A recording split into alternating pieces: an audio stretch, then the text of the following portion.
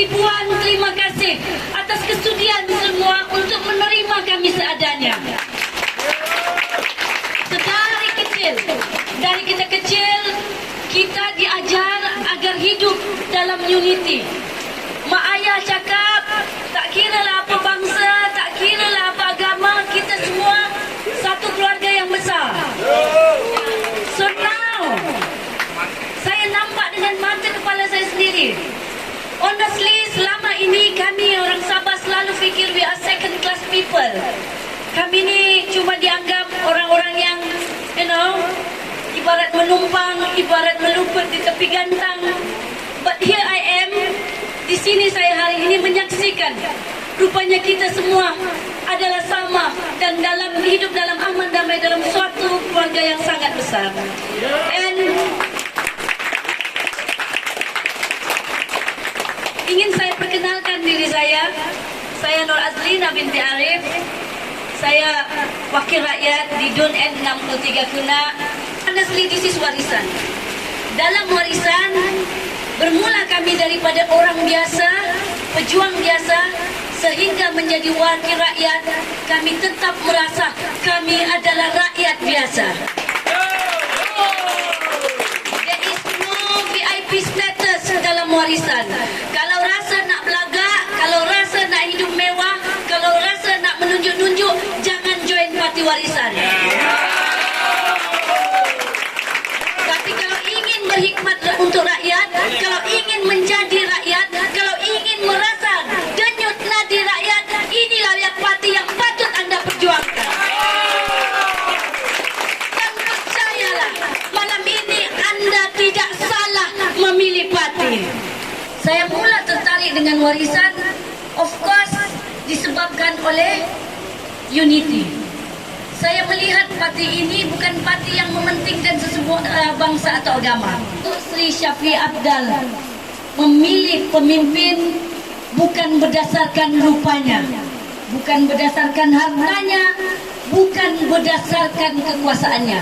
Datuk Sri Syafiee Apdal akan memberi ruang kepada sesiapa sahaja yang benar-benar berjiwa rakyat. Sebab itu, especially kita wanita, I want to touch the women. Jangan pernah ragui pilihan anda hari ini, kerana parti warisan mengangkat martabat wanita sesuai dengan. If you want to do this, do it 100% or don't do it at all. So kalau nak buat 100% atau jangan buat langsung. So kalau anda hadir hari ini sanggup berhujan, pastikan kita kerja 100%, kita menangkan parti warisan.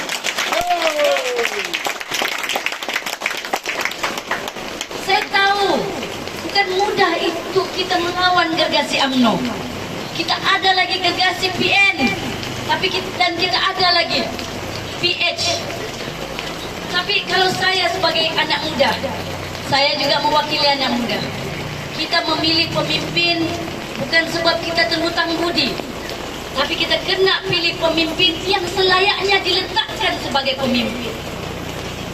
Bagi kita orang yang beragama, kita dituntut untuk memilih pemimpin yang baik, bukan hanya untuk kita, tetapi untuk anak cucu kita.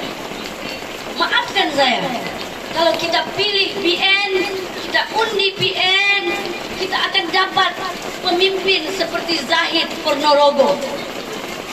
Di Kimanis, Sabah, dia bersumpah, katanya wallahi, wabillahi, watallahi, kalau PN memerintah akan ditunaikannya perjanjian Malaysia 1963. Namun sehingga ke hari ini habuk pulsara, sehinggalah bubar parlimen, dia tidak tunaikan.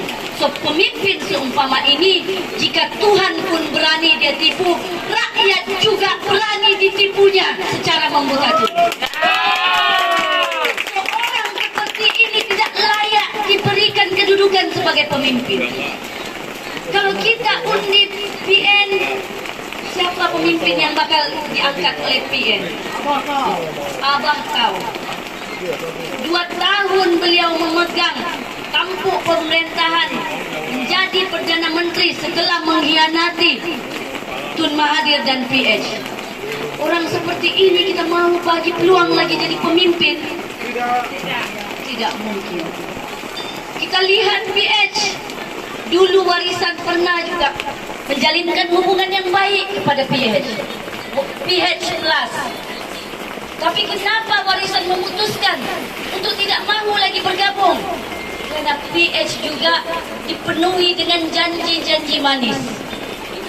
Berbagai janji yang diutarakan ketika itu tidak ditunaikan. Semua orang tanya, kenapa warisan berani bergerak solo? Sedangkan agak mustahil untuk warisan memerintah kalau warisan bergerak solo. Izinkan saya memberi penjelasan.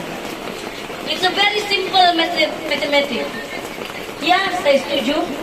Memang mustahil warisan sukar untuk meletakkan Datuk Seri Shafie sebagai Perdana Menteri. Di Sabah kita bertanding hanya 25 plus 1 Labuan. I believe di Semenanjung Malaysia juga 26 plus 16 Dun. So bukan mudah untuk meletakkan beliau.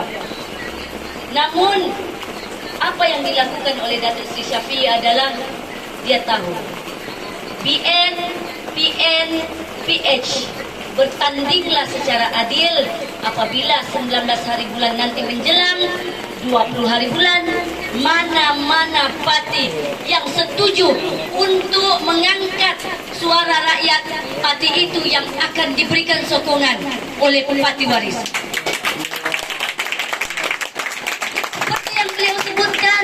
Beliau tidak mau bergabung dengan mana-mana parti. Ketika semua parti berebut-rebut untuk mencari pakatan, warisan berani bergerak solo. Ini namanya gentleman. Ini namanya pejuang yang sejati. Apa kata Datuk Seri Shafie? Daripada bergabung dengan parti-parti yang sibuk mengejar kuasa, saya pilih untuk bergabung dengan rakyat. Biar rakyat nanti yang menentukan. Tapi jangan lupa, ketika Tan Sri Muhyiddin menjadi Perdana Menteri, beliau hanya ada lebih kurang 7 atau 8 ahli parlimen ketika itu. So imagine kalau Sabah boleh bagi 25 plus 1 Labuan, dan I believe kurang-kurangnya separuh daripada Semenanjung Malaysia, warisan juga boleh meletakkan Shafie Apdal sebagai calon Perdana Menteri.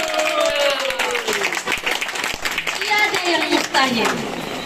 Sejujurnya, saya memilih parti warisan juga disebabkan oleh ketukuhan Datuk Seri Shafie. Insan yang bernama Shafie Apdal ini orangnya sangat simple. Tapi yang paling penting, orangnya sangat konsisten. Apa yang dia cakap ketika dia menjadi pembangkang, ketika beliau dikeluarkan, digantung daripada UMNO, sehingga ke hari ini, itulah yang akan beliau perjuangkan. Sejujurnya, semenjak kami menjadi pembangkang pada tahun 2020, ada beberapa insiden yang sepatutnya kami kembali menjadi kerajaan disebabkan tawaran-tawaran untuk bergabung. Orang kata kami ni sebagai YB, kawan-kawan dah call dah, ready, get ready lah. Roger, get ready, kita nak gabung dah ni, dah boleh jadi kerajaan.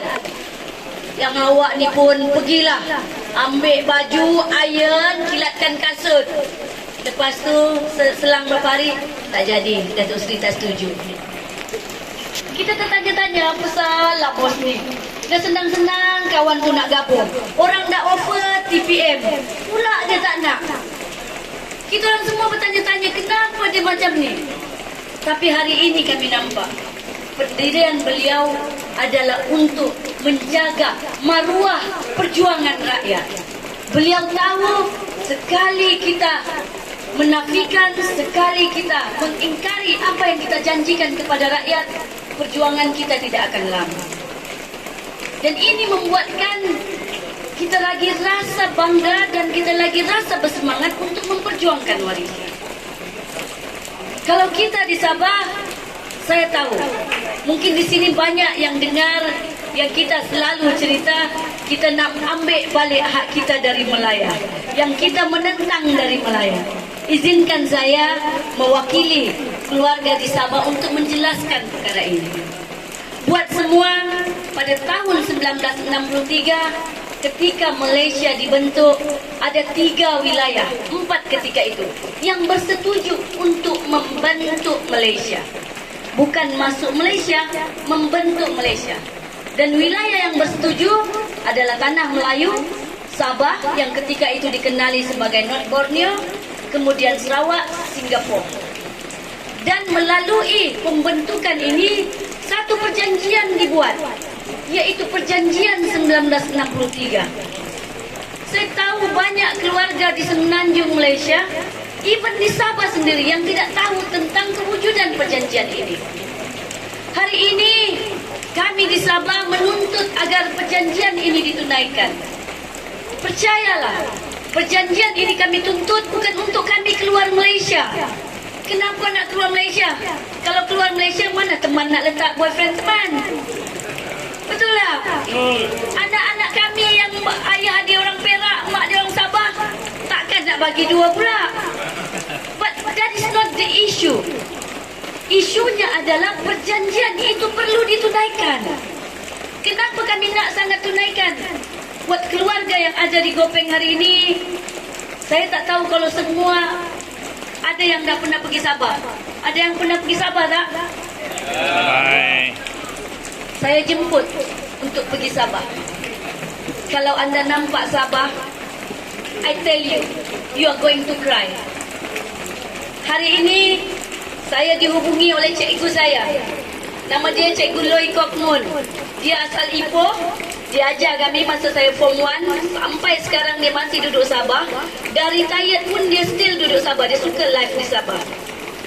But dia kata, Azlina, teruskan perjuangan. Sebab dari mula cikgu datang sini sampai hari ini, pembangunan negeri Sabah sangat perlahan. Dia kata lagi perlahan daripada siput tet. That is why pakcik, makcik, adik, kakak yang ada kat Gopeng malam ni, kami cuma nak rasa apa yang ada kat sini. Jalan yang cantik tak ada kat Sabah. Kalau dari Kota Kinabalu balik ke kampung saya, penuh dengan jalan berlubang-lubang. Rim kereta confirm pecah dan rosak. Sehingga ke hari ini, kalau nak kata air, hari tu suami saya kata kat saya, balik kampung mak ni, saya nak awak cari tangki biru. Jumpa tangki biru, saya bagi awak duit. Saya cakap kat dia, siaplah awak, dapatlah beli gelang koko ni. Bila sampai kampung, saya cek, round naik motor, memang betul tak ada tangki biru. Rupanya kat sini memang tak ada masalah air. I tell you guys, kalau kat Sabah, tak ada rumah yang tak ada tangki. Sebab kita punya masalah air sehingga ke hari ini tak pernah selesai. Ada yang ada anak, OKU, ada mak stroke, nak mandikan anak pun susah. Nak mandikan mak pun susah. But that is life in Sabah. Lampu jangan cerita. Sekolah jangan cerita. Pergi sekolah Long Pasir, Datuk Seri Syafiq selalu cerita ni. Nak panggil cikgu meeting dekat bilik darjah. Sekolah tak ada bilik guru. Lepas tu nak buang air sebab perjalanan jauh, tanya mana toilet, tak ada toilet. So Datuk Seri tanya mana toilet. Budak-budak nak pergi toilet macam mana? Kat hutan. But I tell you guys, this is a true story of Sabah. Kami dibiarkan mundur oleh kepimpinan di Putrajaya selama ini. So perjuangan ini bukan tentang perjuangan kenegerian. Perjuangan ini adalah perjuangan kemanusiaan. I tell you guys, kalau you all pun pergi Sabah, you all akan menangis tengok kenapa Sabah mundur seumpama ini. Sebab itu bila warisan diterima di Semenanjung, kami sangat bangga.